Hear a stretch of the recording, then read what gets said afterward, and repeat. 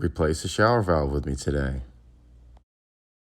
The first thing we're going to do is take a nap. I got mega bombed with the boys last night watching Tampa Pro, and I need some rest. If you do it at the customer's house, you can charge them per hour.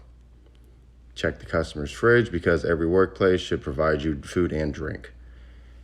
We're going to get the measurement of the width and the height and transcribe that onto the back wall. You want to use the smallest level possible so it takes a lot longer and you can charge the customer per hour. If I had a smaller level, I would use it. We're going to go shut the water off.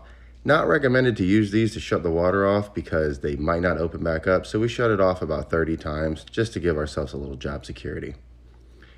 After cutting the old pipes loose, we remove the trim and the old valve body from the location to prepare for the new one. After removing the old valve, we set up the new valve. I use thread tape and pipe dope, but you can use peanut butter, Elmer's glue, mustard, anything you have laying around your kitchen to stop the water from leaking through the threads.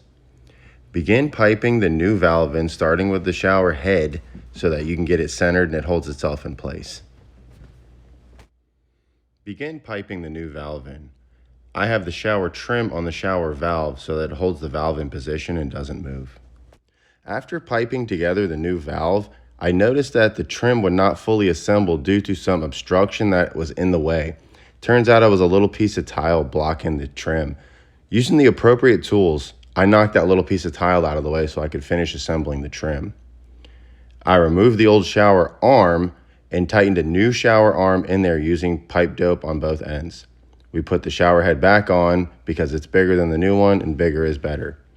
After turning the water on and off again about 35 times to make sure that that valve fails, we begin drywall.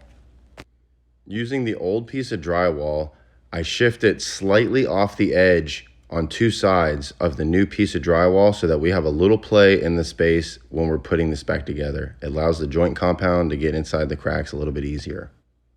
Using 90-minute mud, we begin our drywall patch. I use 90-minute mud because time is money, and the longer I'm here, the longer I can bill. If they had 180-minute mud, you better believe I would be using that. I apply 2 layers of drywall compound and 1 layer of joint compound to smooth out the surface so that it's not as visible. After texturing, we finish the job.